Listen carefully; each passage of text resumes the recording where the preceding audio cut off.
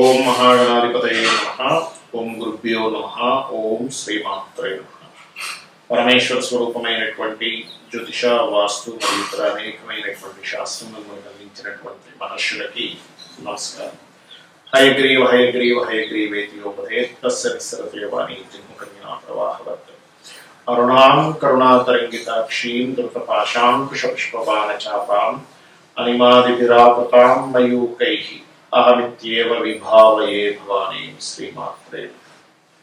ప్రేక్షకులందరికీ కూడా ఆ లలితాంబిక అమ్మవారి అనుగ్రహం పరిపూర్ణంగా కలగాలని మనస్ఫూర్తిగా కోరుకుంటూ, మనం ఈరోజు చాలా మంది నన్ను అడిగినటువంటి ఒక ప్రశ్న ఏమిటి అంటే, మేము లైఫ్లో ఫైనాన్షియల్గా బాగా చితికిపోయి ఉన్నాను, మరలా మేము రీస్టార్ట్ చేయాలి అనుకుంటే పర్టికులర్గా ఏదైనా ఒక్కొక్క లగ్నం బట్టి లేదా ఒక్కొక్క రాశిని బట్టి ఫలానా బాల ద్వారా దానం తీసుకొని స్టార్ట్ చేయడం కానీ, లేదా ఫలానా రోజు స్టార్ట్ చేయడం కానీ, ఫలానా దేవత ఆరాధన చేసుకుంటూ స్టార్ట్ చేయడం కానీ, మళ్ళీ నా లైఫ్ని కనుక రీస్టార్ట్ చేయాలనుకుంటే ఎటువంటి రోజు అంటే ఏ రోజు ఎటువంటి వాటిల్లోకి ఎంటర్ అవ్వడం ఇట్లాంటి ఏదైనా ఉంటుందా?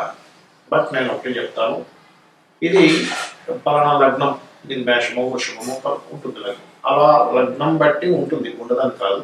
కాకపోతే మీ పర్సనల్ చార్ట్లో మీ ధనాధిపతి ఎలా ఉన్నాడు, మీకున్న మహాదశ ఎలా ఉంటుంది, ఇటువంటి దీని కండిషన్స్ నేను లాస్ట్లో చెప్తాను. అదేవిధంగా అసలు జాతక చక్రం లేని వాళ్ళు కూడా ఫైనాన్షియల్ గ్రోత్ అవ్వాలి ఏంటనే చెప్తాను. బట్ మనం ఈ ఎపిసోడ్స్లో ఏంటంటే ఒక్కొక్క లగ్నం తెలియని వాళ్ళు రాసి పెట్టి మనం ముందుకు వెళ్దాం. మకర లగ్నము, మకర రాశి. మకరానికి ఉన్నటువంటి గొప్పతనం ఏంటంటే మకరం పట్టు అంటుంటారు, అంటే పట్టుదల ఎక్కువగా ఉంటుంది మకరం వారికి.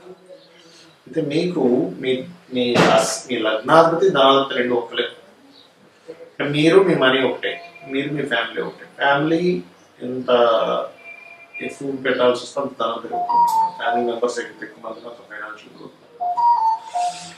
అయితే ఇక్కడ ఏంటంటే మీ ధనాధిపతి గనక, ఎవరికైనా ధనాధిపతి కనుక లగ్నంలో ఉన్నా సప్తమంలో ఉన్నా, ప్లేస్ అంటే ఒకే ప్లేస్లో ఉండకుండా వేరే వేరే ప్లేసెస్ వెళ్ళడం ద్వారా గ్రోత్ ఉంటుంది. అండ్ టీచింగ్స్ ద్వారా డబ్బులు వస్తాయి ఇక్కడ. అది బికాస్ ఆఫ్ అక్కడ శని ఉన్న స్థితి అట్లా ఉంటుంది. అంటే సాటర్న్ ఏంటంటే ఈ మకరంలో ఉన్నప్పుడు లగ్నంలో ఉన్నాడు అనుకోండి, తులారాశిని చూస్తాడు, అండ్ సప్తమంలో ఉన్నాడు దాన్ని చూస్తాడు, టార్లో అంటే గురువుని చూస్తాడు. అంటే గురురాశుల్ని చూస్తుండడం వల్ల, అండ్ అలాగే సప్తమంలో ఉన్నప్పుడు గురు 9,000 చూస్తున్నాం, ఎక్కువ టీచింగ్స్, బ్యాంకింగ్స్ ఇట్లాంటి వాటి ద్వారా డబ్బులు వస్తూ ఉంటాయి. అలాగే మీకు రెండవ స్థానంలోనే ఉన్నాడు అనుకోండి, దానికి మనం ధనుసు లగ్నానికి చెప్పినట్టుగా మకర లగ్నానికి మకరంలో రెండో స్థానం, అదే కుంభంలో రెండో స్థానంలోనే ఉన్నాడు.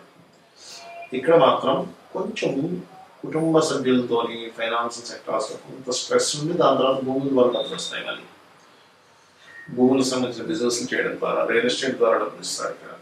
అదే మూడులో ఉన్నాడు ఉదాహరణకి, ఇక్కడ కూడా మీడియేటింగ్ ద్వారా డబ్బులు ఇస్తాడు, టీచింగ్ ద్వారా డబ్బులు ఇస్తాడు, గురు హౌస్ కాబట్టి. అండ్ అలాగే 4లో ఉన్నప్పుడు మాత్రం ఇక్కడ కొద్దిగా అనారోగ్య సూచనలు ఇస్తూ ఉంటాడు. అంటే పంటికి సంబంధించినవి, కంటికి సంబంధించినవి, లేకపోతే సహజంగా నర్వస్ రిలేటెడ్ ప్రాబ్లమ్స్ రావడం. బికాస్ ఆఫ్ ఇక్కడ ఉంది ధనాధిపతి కదా, లగ్నాధిపతి కూడా నిలిచి పొందాడు. కానీ అదే నిజంగా రాజయోగం జరిగింది అనుకోండి, అద్భుతంగా స్టార్టింగ్లో కొంత స్ట్రెస్ అయినప్పటికీ దాని తర్వాత అద్భుతంగా ఉంటుంది.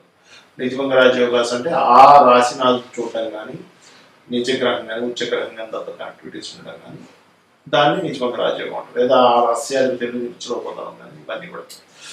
అయితే ఇక్కడ మీకు మన నిజంగా రాజయోగం జరగలేదు, అప్పుడు ఏం చేయాలి? ఎక్కువగా సుబ్రహ్మణ్యేశ్వర స్వామిని కానీ, అండ్ అట్లా ఆంజనేయ స్వామి ఆరాధన కానీ చేస్తూ ఉంటే మీకు ఫైనాన్షియల్ గ్రోత్ అనేటువంటిది పెరుగుతుంది.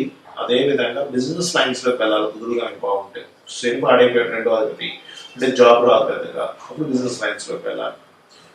మీకు అదే మీకు పంచమంలో ఉన్నాడు అనుకోండి, అప్పుడు ఫైనాన్స్ అనేటువంటి సంతానం కలిగినప్పటి నుంచి, సంతానం ఎదుగుతున్నప్పటి నుంచి ఫైనాన్స్ అనేది గ్రోత్ పెరుగుతుంది.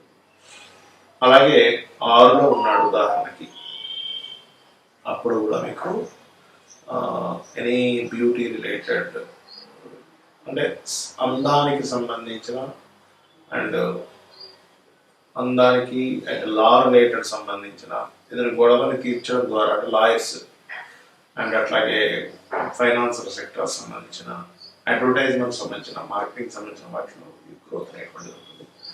అండ్ అలాగే మీకు ఉదాహరణకి సప్తమంలో అయితే చెప్పాను ఆల్రెడీ 8,000 ఉన్నాడు అనుకో ఉదాహరణకి. ఇక్కడ ఏదైనా గవర్నమెంట్ కాంట్రాక్ట్స్ కొంతమంది మైనింగ్స్ చేస్తారు వాటి ద్వారా వస్తుంది, ఆర్ ఎనీ రీసెర్చర్స్ ద్వారా, డయాగ్నోస్టిక్ సెంటర్స్ ద్వారా, ఆరోగ్యానికి సంబంధం ఇట్లా అంటే ఆరోగ్యానికి సంబంధించిన ఏం డయాగ్నోస్టిక్ 8,000 కదా అందుకే. అండ్ అలాగే 9,000 ఉన్నాడు మీ శని భగవానుడు ఉదాహరణకి. 9,000 ఉంటే కూడా ఏంటంటే ఇక్కడ teaching, marketing and real estate ద్వారా ఇస్తాడు. 10,000 ఉంటే కూడా మీకు పర్టికులర్గా ఇక్కడ కూడా లా రిలేటెడ్ సంబంధంగా ఇస్తూ బిజినెస్ సంబంధించిన వాటి మూలంగా యోగాలు ఇస్తారు. 11,000 కనుక ఉన్నట్టు అయితే కనుక ఇక్కడ మాత్రం కొద్దిగా మీకు పర్టికులర్గా ఎనీ క్రియేటివ్ బేస్ మీద తన యోగం అనేటువంటిది వస్తుంది. 12,000 ఉన్నాడు అనుకుంటే ఇక్కడ పర్టికులర్గా ఎనీ ఫైనాన్స్ అండ్ బ్యాంకింగ్ ద్వారా వస్తూ ఉంటుంది. అయితే ఇక్కడ ఒకటే గుర్తుపెట్టుకోండి, ఈ అధిపతులు వెళ్ళి వేరే వేరే గ్రహాలతో కలిస్తే కొంత మార్పు వస్తుంది. అయితే మీకు ధనపరంగా బాగా కలిసి రావాలంటే కాలభైరవ అష్టకం చదువుకోండి, అన్ని విధాలు బాగుంటుంది.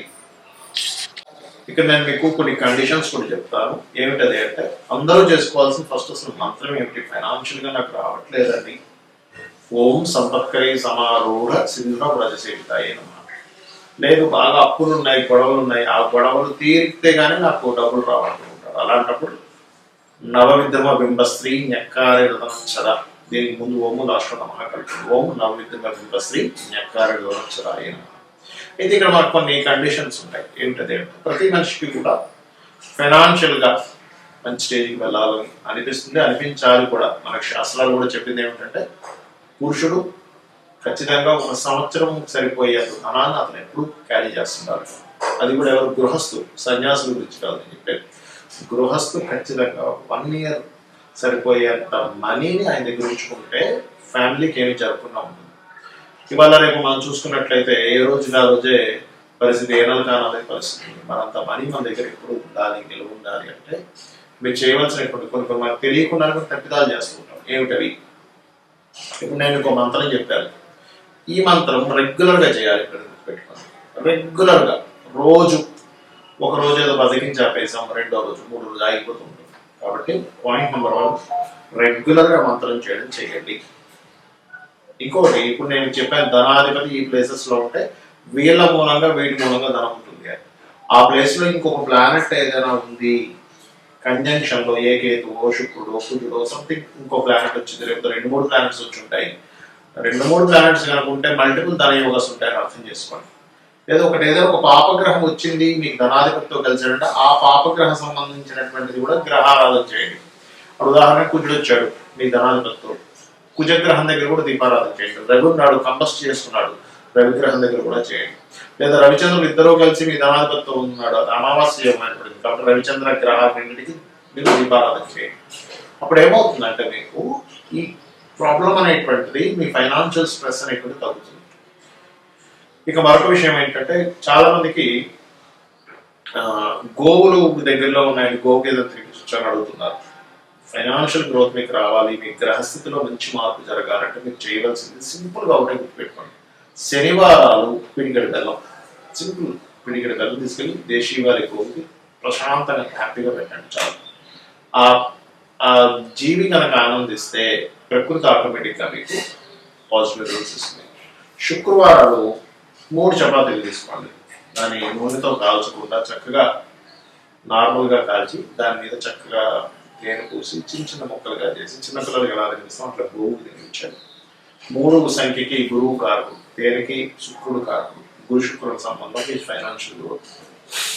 అలాగే ఇక్కడ మరొక విషయం ఏంటంటే మీరు తెలియకుండానే కొన్ని మిస్టేక్స్ చేస్తాం, చెయ్యకూడని పనులు చేస్తూ ఉంటాం. మనం ఎన్నో పూజలు చేస్తుంటాం, ఒక పక్క చేయకూడని పనులు చేస్తుంటాం. ఏమిటవి? అందుకే ఫైనాన్షియల్ క్రంచ్ కూడా ఏర్పడుతూ ఉంటుంది. గుర్తుపెట్టుకోండి, 1 సండేస్ నాన్ వెజిటేరియన్, డ్రింక్, స్త్రీని కలవడం, తలగ్నం పెట్టుకోవడం చేయకండి. Sunday is most important. 2వది, ఒక పూజ చేస్తాము, ఒక మంత్రం చేస్తాం, మాటి మాటికి మళ్ళీ ఇది పని చేస్తుందో లేదో, ఇది చేశాను కానీ ఏమవుతుందో, నెగటివ్ థింకింగ్ స్టార్ట్. అలాగే ధనం అనేటువంటిది ఒక నోట్ల కట్టల రూపంలో అసలు చూడకండి దయచేసి. ధనం దేన్ని ఆశ్రయించి ఉంటుంది? ఒక స్కిల్ని ఆశ్రయించి ఉంటుంది. డబ్బులు ఎప్పుడూ ఒక స్కిల్ని ఆశ్రయించి ఉంటుంది. మీకు డబ్బులు ఎక్కువ కావాలి అంటే ఎక్కువ స్కిల్స్ నేర్చుకోవాలి. ఇది మెయిన్ పాయింట్. మీ దగ్గర పలానా ఇది ఉంది, ఒక బిజినెస్ మ్యాన్ దగ్గరికి వెళ్ళి మీరు చెప్పారు నా దగ్గర ఒక గొప్ప ఐడియా ఉంది, దీని ద్వారా మీ యొక్క బిజినెస్ డబల్ అవుతుంది అన్నారు. వెంటనే అతను మిమ్మల్ని అవును అయితే నువ్వు నా దాని జాబ్ చేసి చూపించు అంటాడు. మీరు చూపించగలిగారు, ఏమవుతుంది? మీ యొక్క వాల్యూస్ పెరుగుతాయి. అంటే ఏమిటి? డబ్బు సంపాదించాలంటే ఎవరైనా కానీ స్కిల్స్ పెంచుకుంటుంటారు. దీని బీజం అది. ఇంకోటి ఏంటంటే డబ్బుని చాలా మంది ఏం చేస్తారు, ఒక రేంజ్లోకి వెళ్ళంగానే చప్పబడిపోతారు. అది చాలా పెద్ద మిస్టేక్. అది నేను ఆ రోజులు చాలా బ్రతికాను. దాని తర్వాత ఎందుకు నేను పతనం అయ్యాను అనుకుంటాను. బికాస్ ఆఫ్ అప్డేట్ లేకపోవడం. ఎప్పటికప్పుడు అప్డేట్ చేసుకోవట్లేదు వాళ్ళని వాళ్ళు. ఎప్పుడైతే మనం అప్డేట్ చేసుకొని ఆగిపోతామో ప్రకృతి ఈ వరల్డ్ అనేది ఆగదు, వెళ్ళిపోతూనే ఉంటుంది. మనం అక్కడ ఆగిపోయాం, ప్రపంచం ముందుకు వెళ్ళిపోయింది. ఇది గుర్తుపెట్టుకోండి. నేను చెప్పిన పరిహారాలు చేసుకోండి, 100% మీరు లైఫ్లో సక్సెస్ అయితే తీరుతారు.